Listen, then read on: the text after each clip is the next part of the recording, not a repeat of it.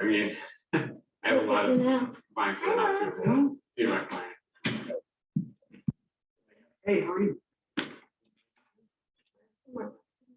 Hello, I got reassigned. Yes. Well,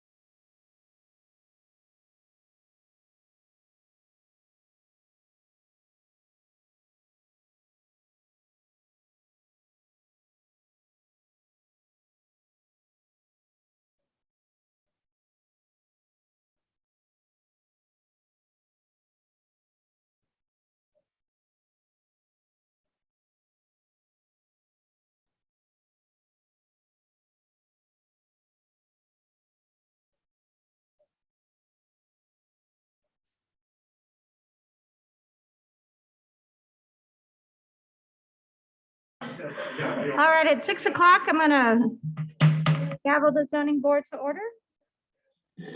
Welcome. It looks like we have just two of our members not here tonight, so we have a quorum.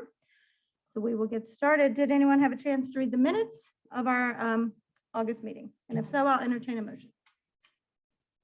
I move to approve the minutes from the August meeting. Thank you. We have a motion and a second. All in favor? Aye. All opposed? All right, it passes. All right, well, before we get started, we don't have any organizational procedural items and we don't have any unfinished business. So before our only case tonight comes before us, I'd like to read what the Zoning Board of Appeals, the chairman's preamble, so we all know what we're about. The Zoning Board of Appeals is charged with the responsibility of granting variances to ordinance requirements after determining whether there exists an undue hardship upon an applicant. In determining whether or not to grant a variance, the board shall apply the criteria specified in the City Code of Ordinances to the facts of each case. The Zoning Board of Appeals does not create zoning, nor can it change zoning. Matters brought before the Zoning Board of Appeals are to be concerned only with variances from requirements of the zoning ordinance, sign ordinance, and development and environmental ordinance. The board has no authority to grant variances for use, density, or height. Further, the board hears cases requesting an appeal to a staff interpretation or decision on these same ordinances. Final decisions of the Zoning Board of Appeals may be appealed by petitioning the Superior Court of DeKalb County within 30 days after the decision is rendered. And with that, we will have our first case for tonight, or our only one, which is ZBA 21-21. Alec and Susan Barong, homeowners at 5646 Trowbridge Drive, Dunwoody, Georgia, 30338. They request a variance from section 27-58 to allow an encroachment into the rear setback for a porch addition. And if the staff will talk to us about the case.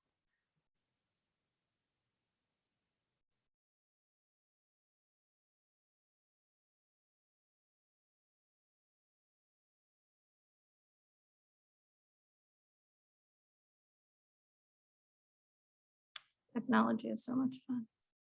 We'll give you plenty of time. You're welcome. You are not. We have suspended the clock.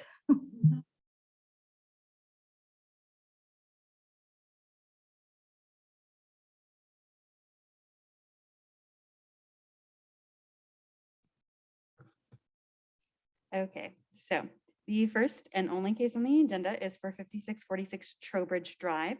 The property owners are proposing to allow a 17-foot encroachment into the rear setback for the construction of a porch. The right-hand side is just a picture of the existing property. These pictures show the existing condition of the rear yard where the applicant requests the variance. The photo on the left is the general backyard. There's a pool back there. The property line is only a few feet behind that pool to the left. And then on the right-hand side, this is just illustrating the existing porch. It's approximately 200 square feet, and they're proposing to remove this. This is the survey of the property showing the existing conditions. You can see they have a sort of horseshoe driveway. There's the existing pool and the existing porch. I've added some dimensions to show the setbacks more clearly. So it's set back 55 feet at the northeast corner, and then at the southeast corner, it's set back 95 feet. So the property sits, the house sits diagonally on the property. This setback and this orientation pushes a portion of the corner of the home and the porch into the setback. Those are considered grandfathered in. So they're proposing to replace that encroaching porch with a larger porch, 360 square feet. They're also proposing some other changes on the site, such as rerouting the driveway. This will reduce the lot coverage by 1.4%. And then most of the work that they're doing on this property is going to be contained to the inside of the house. They're doing extensive interior remodeling. Overall, the property meets all of the standards for the R-100 district in terms of lot width and lot size. However, it is significantly more shallow compared to other lots in the subdivision and also significantly smaller. The placement of the home is also restricting the buildable area on the property. The shape of the lot, like I said, is very shallow, especially compared to other lots. This is a change that actually almost all of their neighbors could do. There's a couple of other properties in this neighborhood that have a similar corner lot where it's very shallow, but there's also other corner lots where this type of change can be accommodated. But for the most part, overall, it can be accommodated on almost all of the lots. So it wouldn't be granting any special privileges to the homeowners. And this is also a pretty standard improvement that people like to make to their homes, especially in their backyard to enjoy them. So overall, staff doesn't see any detriment to health, safety, or welfare. So we are recommending approval to allow the porch in the rear yard subject to these conditions. I'm available if you guys have any questions. Okay, thank you. So is the applicant in the meeting? Are they available? All right, if you'll come forward, state your name and address and let us know why you would like a variance. Thank you.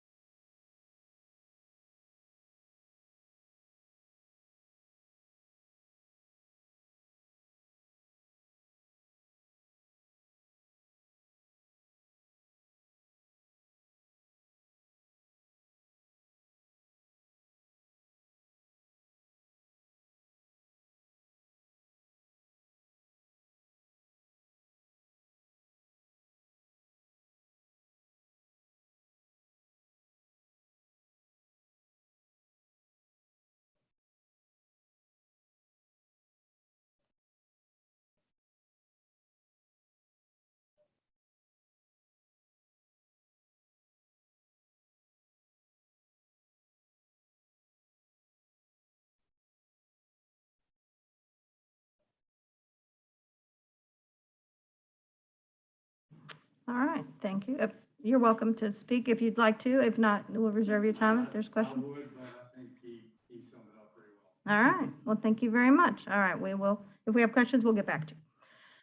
You're welcome. So if there's anyone in the audience that would like to speak in favor of the applicant? I see no one. If there's anyone that would like to speak against the applicant? No one, so we'll close the public portion and we will have a discussion. Any comments, questions? I have a question. Staff, could you put the diagram back showing the proposed porch? I just wanted to verify where, okay, so the deck, the proposed deck area that extends, that it encroaches more so, is that in which, yeah, if you can, right? Got it, okay.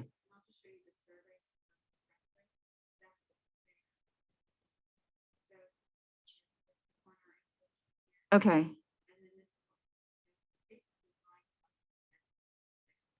Understood, okay. Thank you. Yeah, I just had an education related question, Madeline. What do we mean when we just say reduce lot coverage by 1.4? What do we 1.4%? What are we referring to? I know it's a sub-list bullet point under rerouting driveway, but can you kind of just explain that just for general education? Definitely. Lot coverage is any sort of impervious surface that's covering the ground. So driveways, walkways, the house, pools, gazebos, basically anything that's obstructing water from seeping into the ground.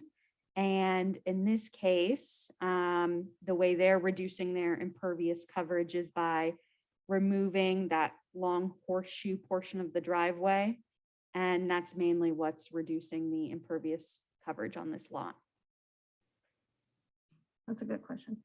Yeah, I would say the applicant's plan did a good job of showing the before and after. So that was sometimes, because sometimes like the deck will have a roof and it didn't have a roof before. So that's considered impervious. So yeah, that's a good question.